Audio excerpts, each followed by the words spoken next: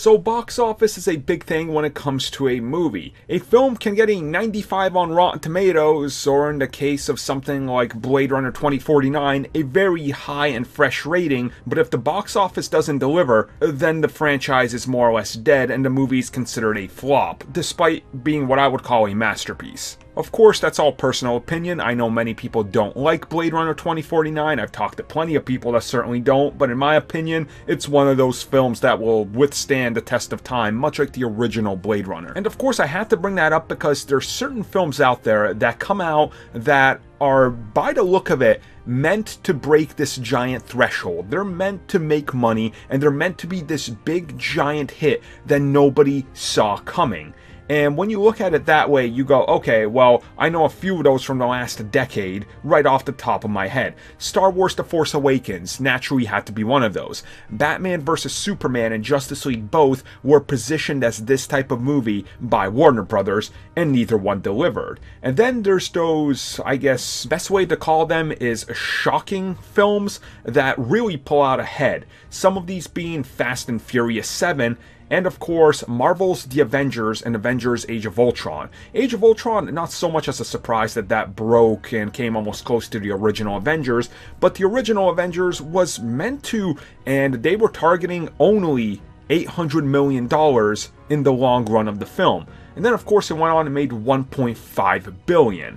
And when you look at the top films of all time, it's a very interesting factor. You have Avatar sitting at $2.7 billion, Titanic at $2.1, Star Wars The Force Awakens at $2.06, Jurassic World at $1.67, and Marvel's The Avengers, the first one, at $1.5. So naturally, with Avengers Infinity War being such a huge machine, being something that's so hyped and so big, many people have been asking, do I think it can break the $2 billion barrier, or can it even go further than that?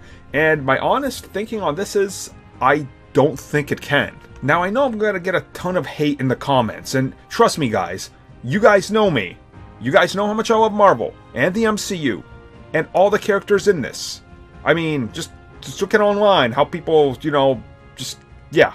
You guys know I love the MCU, but being realistic, $2 billion is a lot of money. And releasing only 3 weeks after that, we're going to have Solo, a Star Wars story, and also Deadpool 2. Which are going to take a chunk out of the box office. But then at the same time, I want to pull you back and tell you that yes, I believe it can, because of the Black Panther factor. But what I'm really trying to tell you is that nobody knows.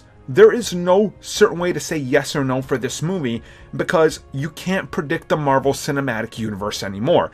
I mean, who would have guessed, well, like 10 years ago, if you were to tell someone, hey, let me tell you, Ant-Man is going to be more profitable than Batman v Superman and a Justice League movie, everybody would have laughed at you. But here it is.